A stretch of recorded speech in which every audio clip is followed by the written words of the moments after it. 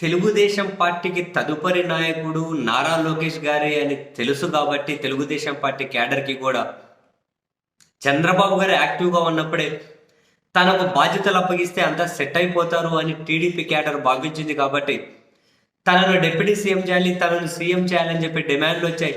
వాళ్ళ party view నుంచి ఇది ముమ్మాటికి కూడా వ్యాలిడ్ డిమాండ్. ఎందుకంటే వాళ్ళ పార్టీ 10 కాలాలు నిలబడాలి అని చెప్పి వాళ్ళు కోరుకోవడంలో తప్పు లేదు. ఆ దిశగా చంద్రబాబు గారి తర్వాత లోకేష్ గారే లీడర్ కాబట్టి వాళ్ళ డిమాండ్ చేయడంలో తప్పు లేదు.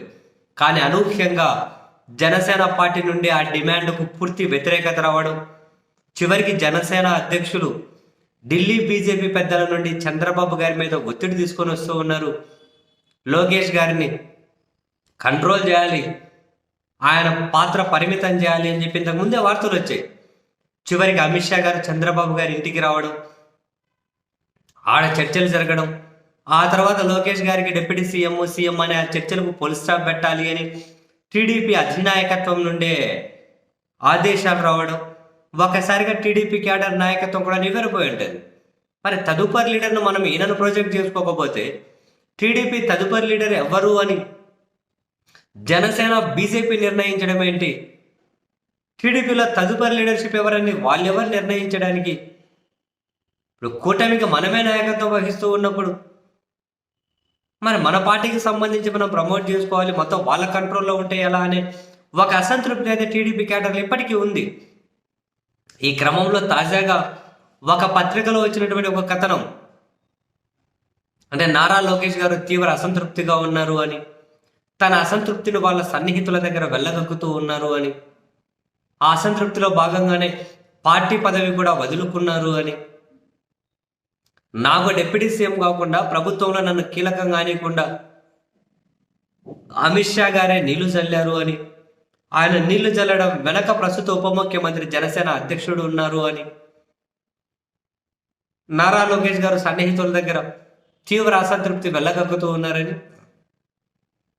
అసంతృప్తి నేరుగా చంద్రబాబు గారి మీద ఉంది అని, అంటే వాళ్ళు చెప్పినట్లే మనం వినాల్సిన అవసరం ఏముంది అని.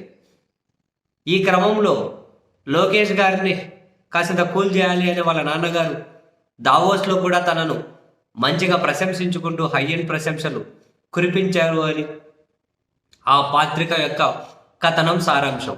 కొట్టిపడేయలేము. లోకేష్ గారు అసంతృప్తిగా ఉండొచ్చు అన్నదని మనం కొట్టిపడేయలేము.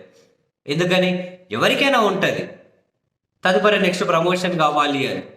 వాళ్ళ నాన్నగారి తర్వాత పార్టీ లీడర్షిప్ ఆయనకే వస్తుంది కాబట్టి అప్పటికి మన ప్రభుత్వాన్ని కూడా గ్రిప్లో పెట్టుకుంటే అడ్మినిస్ట్రేటివ్ పరంగా ఎక్స్పీరియన్స్ వస్తుంది. సో ఒక స్టెప్ ముందుకెళ్ళి లీడర్షిప్ స్థానాన్ని పొందితే మంచి ఎక్స్పీరియన్స్ వస్తుంది అని చెప్పి ఆయన భావించుండొచ్చు రకరకాలుగా. సో దాని మీద బీజేపీ జనసేన నీళ్లు చల్లాయన్నది ముమ్మాడికి నిజం కాదు. అటువంటిప్పుడు ఆయన అసంతృప్తిగా ఉన్నారు అనే వార్తనైతే మనం కొట్టిపడేయలేము. బట్ ఒకటైతే ఫ్యాక్ట్, జనసేన బీజేపీ వాళ్ళు ఈ విధంగానే లోకేష్ గారికి తదుపరి ప్రమోషన్ లేకుండా నెక్స్ట్ ఎన్నికల వరకు కంట్రోల్ చేస్తారా? అలా కాకుండా చంద్రబాబు గారు వాళ్ళని ఏమైనా కన్విన్స్ చేసి లోకేష్ గారికి పదవి ఇవ్వగలుగుతారా? వాళ్ళు కన్విన్స్ కాకపోతే వాళ్ళతో విభేదించి అయినా లోకేష్ని తదుపరి లీడర్గా ప్రమోట్ చేసుకుంటారా? రాబోయే ఏమంటారు రోజులే ఈ ప్రశ్నలన్నిటికీ కూడా సమాధానం చెప్పాలి.